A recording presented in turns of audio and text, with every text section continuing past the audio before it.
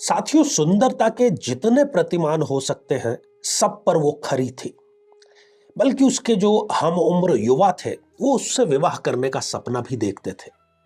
परंतु क्या ऐसा कारण रहा कि आज जब वो 50 वर्ष की हो गई है फिर भी वो कंवारी है।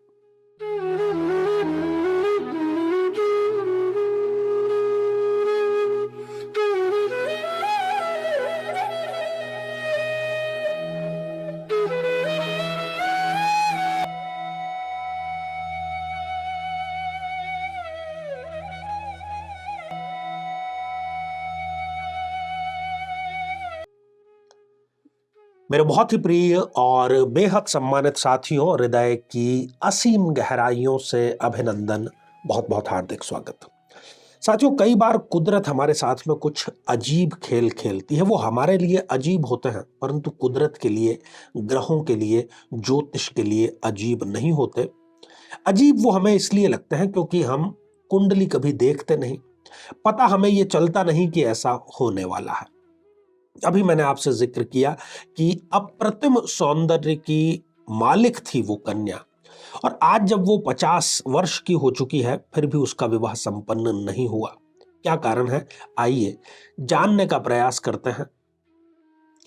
साथियों, यहां पर ये जो आप जन्म पत्रिका देख पा रहे हैं ये है एक कुंभ लग्न की जन्म पत्रिका। और ये जो सिद्धांत है ये किसी भी जन्म पत्रिका पर आप लागू कर सकते हैं। दो या अधिक मारक ग्रह यदि जन्म पत्रिका में सप्तम भाव में विराजमान हो जाएं, और खास तौर पर उनमें से किसी की भी यदि अंतरदशा चल रही है या दशा चल रही है तो वो व्यक्ति का विवाह संपन्न नहीं होने देते। ऐसा ही कुछ इस कन्या के साथ में भी हुआ। इसके दो दो सीरियस अफेयर चले। अफेयर दोनों लंबे थे और उनकी वजह से कि अब घर वालों को मनाया, तब घर वालों को मनाया, ऐसे करते करते ये 34 वर्ष की हो गई। उन दोनों में से किसी ने भी इनके साथ में विवाह संपन्न नहीं किया। और 34 वर्ष की आयु में इनको सूर्य की महादशा लग गई, और सूर्य भी इस जन्म पत्रिका में एक मारक ग्रह है। उसने अपनी दशा में इनका विवाह संपन्न नहीं होने दिया। उसके बाद में इनको लग गई चंद्रमा की महादशा जो कि 10 वर्षों की होती है, और वो भी आप देख रहे हैं कि इनके सप्तम भाव में विराजमान है, और चंद्रमा भी इस जन्म पत्रिका में एक मारक ग्रह है। उसने भी इनका विवाह संपन्न नहीं होने दिया। कई बार ऐसी परिस्थितियां बनी कि विवाह अब हुआ तब हुआ, परंतु कोई ना कोई समस्या आ ही जाती थी। तो 6 और 10 अर्थात 16 वर्ष हो गए, और 34 में यदि 16 वर्ष हम जोड़ देते हैं तो आज की उनकी आयु आ जाती है 50 वर्ष। साथियों, यदि आप इस जन्म पत्रिका पर दृष्टिपात करेंगे तो आप देखेंगे कि चंद्रमा और गुरु की यहां पर युति है, परंतु ये गज केसरी योग का परिणाम इनको नहीं देंगे क्योंकि दोनों ही ग्रह अच्छी स्थिति में नहीं है, मारक है। चंद्रमा यहां पर षष्ठेश भी है। तो जब ये युवा अवस्था में इन्होंने कदम रखा ही था, इनको एक प्रकार का नशा, एक व्यसन करने का जो पूरी आदत है या खराब प्रवृत्ति का शिकार होकर के वो इनको हो गया, क्योंकि छठे भाव से हम किसी न किसी प्रकार के व्यसन का जो है निर्णय करते हैं।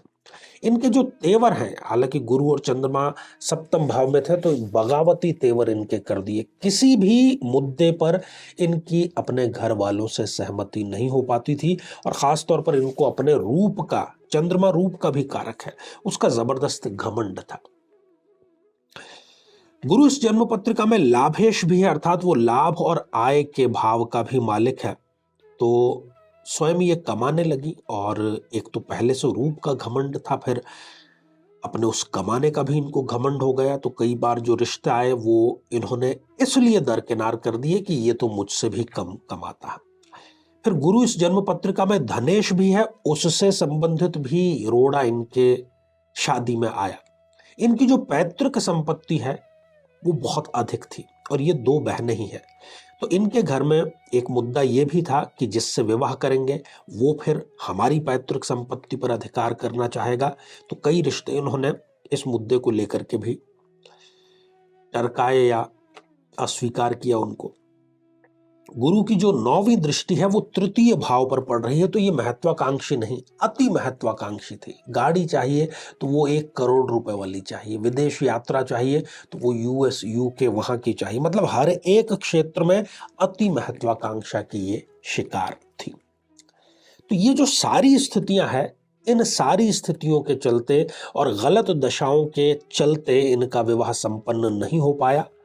साथियों, ये एपिसोड बनाने का उद्देश्य क्या है? उद्देश्य केवल इतना है कि यदि इस प्रकार की या इससे मिलती जुलती कोई स्थिति आपके साथ में है और आपको ये सारे लक्षण दिखाई दे रहे हैं कि आप धीरे धीरे एक एक दिन करके बढ़ रहे हैं, उम्र को बढ़ना ही है, परंतु विवाह जो है वो संपन्न नहीं हो रहा, तो कहीं ये कारण तो नहीं कि सप्तम भाव में मारक ग्रह है? जरूर आप किसी विद्वान का सहारा लेकर के, और इसका जो उपाय है वो केवल सरलतम और सबसे सर्वश्रेष्ठ उपाय है कि जिस मारक ग्रह की स्थापना सप्तम भाव में है, यदि उसकी दशा चल रही है तो उसकी उपासना, उसकी शांति से बहुत आसानी से इस दोष को दूर किया जा सकता है। बड़ा दोष नहीं है, केवल हमारी अज्ञानता, हमारी अविद्या के कारण हम जो कुंवारापन है उसका दंश झेलते हैं। जीवन में किसी समस्या का सामना कर रहे हैं, जैसे कि शादी में देरी होना, पति पत्नी में मनमुटाव या तलाक तक की नौबत आ जाना, संतान का प्राप्त न हो पाना, नौकरी या धन प्राप्ति में बाधा आना, जीवन के प्रत्येक क्षेत्र में किसी न किसी प्रकार की बाधा आना, तो आज ही अपनी जन्म पत्रिका का संपूर्ण विश्लेषण करवाएं और पाएं समस्या से सदैव के लिए मुक्ति। तो आइए साथियों, बढ़ते हैं अब हम हमारे आज के कमेंट के चरण की ओर। और आज का जो कमेंट है पहला, ये प्रीत कौर करहरा जी ने लिख भेजा है और आपने लिखा है, आचार्य जी सादर प्रणाम। गुरुजी, शिवलिंग पर अभिषेक करने का सही तरीका क्या है और किस धातु के बर्तन से करना चाहिए? गुरुजी प्लीज सब जानकारी दे, बहुत बहुत धन्यवाद। देखिए, वैसे तो महादेव शिव आशुतोष है, 1 लोटे जल से ही वो प्रसन्न हो जाने वाले हैं। और जहां तक प्रश्न है कि इसका सही तरीका क्या है, तो हमारी जो मनोकामना है, यदि वो अलग अलग उद्देश्य, रोग मुक्ति के लिए उसका अलग तरीका है, विवाह के लिए अलग है, गृह कलेश के लिए अलग है, व्यापार वृद्धि के लिए अलग है, तो वो अलग अलग है। जहां तक पात्र का प्रश्न है तो वो सर्वोत्तम तो चांदी का होता है, परंतु आप स्टील के बर्तन का भी प्रयोग कर सकते हैं। साथियों, अगला कमेंट मिस्टर मुनु इस आईडी से आया है और आपने लिखा है, यू आर एब्सोल्युटली राइट। तो बहुत बहुत धन्यवाद और शुक्रिया आपका इस तारीफ के लिए। और अगला कमेंट पलक, बल्कि पलक मारू जी ये होगा, जी हाँ पलक। प्रणाम गुरु जी, क्या मारक ग्रह लग्न कुंडली से ही देखते हैं या चंद्र कुंडली से या दोनों से? कृपया बताइए।